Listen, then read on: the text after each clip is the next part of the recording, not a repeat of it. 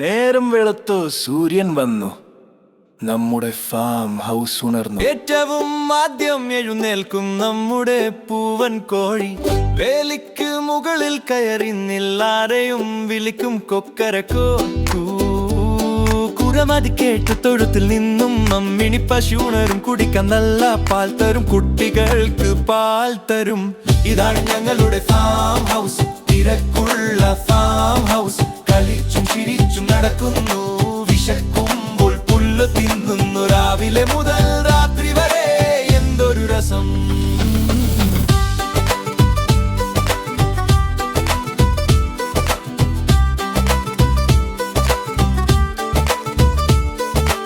ഉച്ചവെയിൽ വന്നു, ചൂടുകൂടി പന്നിക്കുട്ടൻ.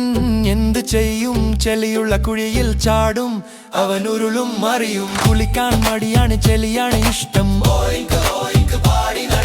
പച്ചപ്പുല്ല് തിന്ന വേണ്ടി ആടുകൾ കുന്നിൽ കയറി തുള്ളിച്ചാടി. ഇലകൾ കടിച്ചു വയറു നിറച്ചു നടന്നു. കുതിര ചേട്ടൻ വന്നല്ലോ, വന്നല്ലോ. സവാരി ചെയ്യാൻ നമ്മളെ കൊണ്ടു പാടത്തു കൂടെ പോയല്ലോ. ഇതാണ് ഞങ്ങളുടെ ഫാം ഹൗസ്, തിരക്കുള്ള ഫാം ഹൗസ്. കളിച്ചും ചിരിച്ചും നടക്കുന്നു, വിശക്കുമ്പോൾ പുല്ല് തിന്നുന്നു. രാവിലെ മുതൽ രാത്രി വരെ എന്തൊരു രസം.